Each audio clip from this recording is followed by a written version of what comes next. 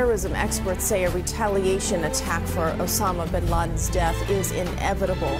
Terrorists are expected to aim for more vulnerable soft targets like shopping malls, even museums. CBS 2's Hazel Sanchez reports.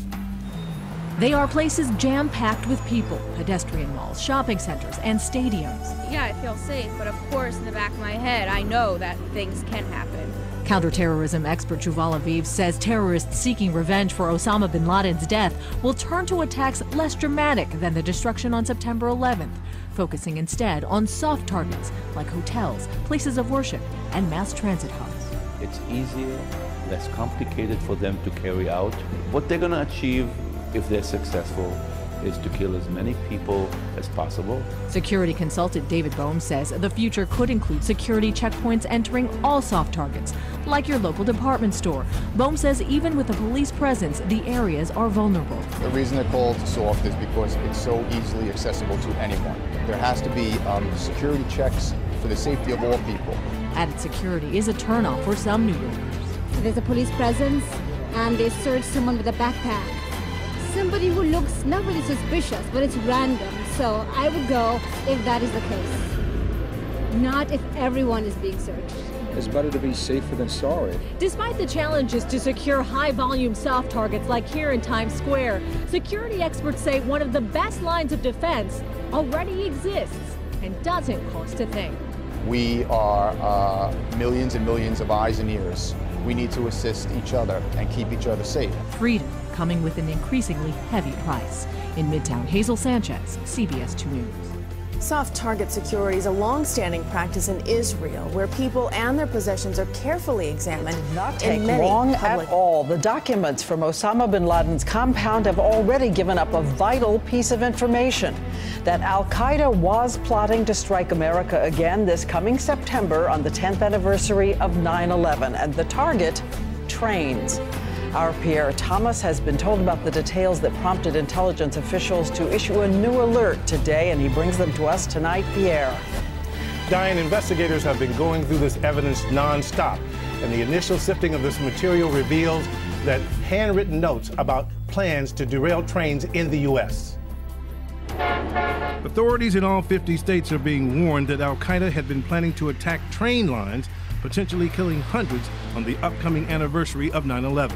The bulletin obtained by ABC News states, as of February 2010, al-Qaeda was allegedly contemplating conducting an operation against trains at an unspecified location in the United States on the 10th anniversary of September 11, 2001.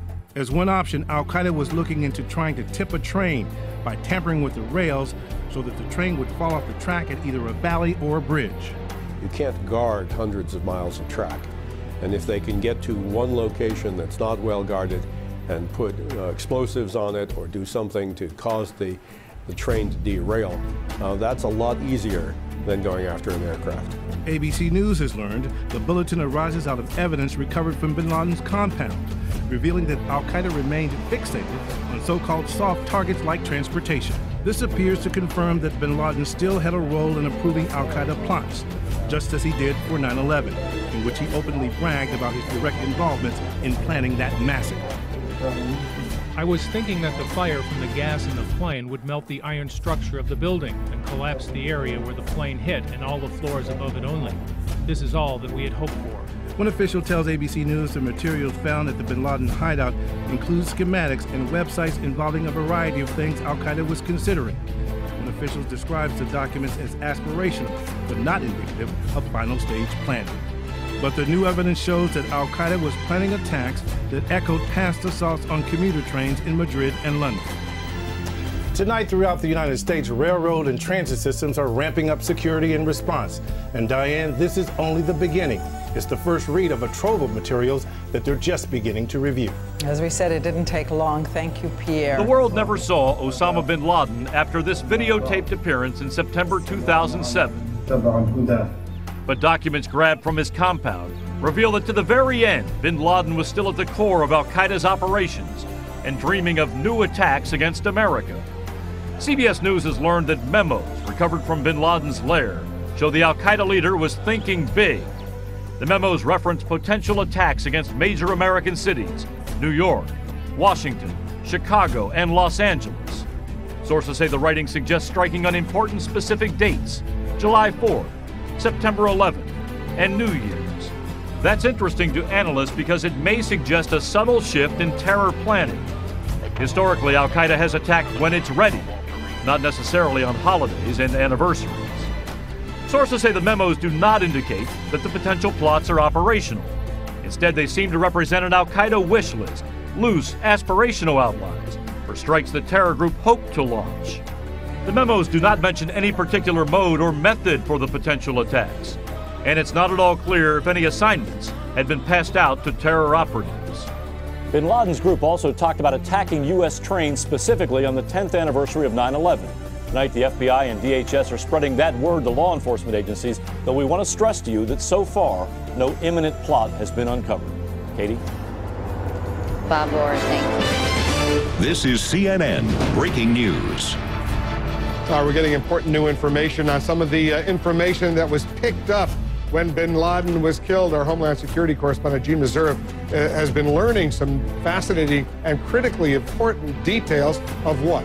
The Department of Homeland Security this afternoon issued an informational alert to people in the rail sector and others, saying this was an unclassified notice, saying that back in February of 2010, members of Al-Qaeda had discussed an attack on rail that was to coincide with the 10th anniversary of the 9/11 attacks. That would be this coming September.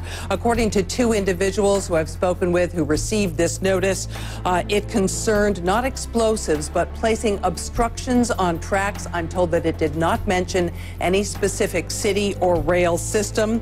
I'm also told that this was viewed as operational. One person said, and I quote, "I would not view it as an operational plan. I am not aware that anyone was ever tasked to carry this out." But I am told by a law enforcement source that this was developed from information seized at the bin Laden compound this past week. So just to be precise, when you say rail, you mean either trains or a subway, something that goes on a track. That's right. And these have been frequent targets of Al-Qaeda. You had bombings in London, for instance. Rail has been attacked in Madrid and other places. Those attacks have involved explosives on trains. According to this unclassified notice put out by the Department of Homeland Security, this aspirational plan involved something different. It involved putting something on the track so trains would derail. So, and to coincide, do something spectacular on the 10th anniversary of 9/11. So here's the question. Why would the Department of Homeland Security release this kind of information in an unclassified form right so quickly after the information was gathered? Well, the idea is to push the information out to the stakeholders who need it. They certainly did not give it to CNN. We have gotten it from other sources. When you say stakeholders, you mean local law enforcement? Local law enforcement, state law enforcement, the people who operate in the rail sector, people who'd be most concerned with this. They need to have the information in hand. And it is not, this is not classified quality information that says, you know, something's about to unfold. This just says a long time ago, back in February of 2010, they were talking about this possibility. We think you ought to know about it, particularly, I'm sure, because that anniversary is coming up in a couple of months. I will tell you that several rail systems with whom we've communicated in the last couple of days had already ramped up security simply because of the raid on the bin Laden compound. They're well aware that rail has been a target in the past of Al-Qaeda. Gene, thanks very, very much.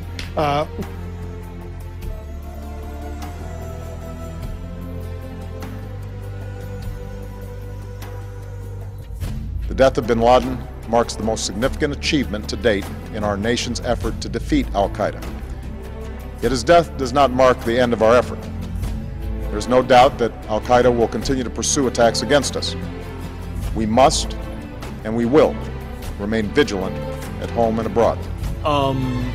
Well, I guess we can look forward to more.